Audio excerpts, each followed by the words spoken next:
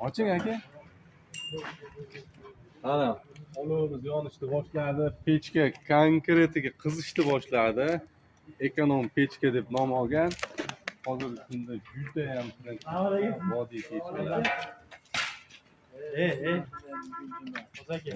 Video olyapmiz, ovozda eshitib qoladi. Bahodir aka studio. Bahodir aka o'ting aka Instagramga. Instagram.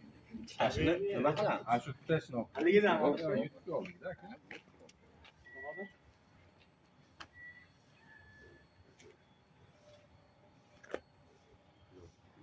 Abduqodir aka mana 5.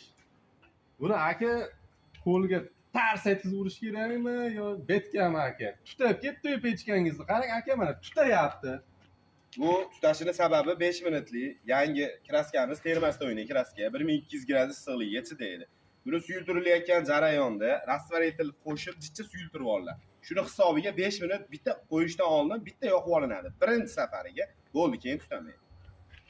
Aka bu yog'ni dog'laganda birinchi boshda bir marta qizitish kerak, shundan keyin tutamay qoladi. Shunday.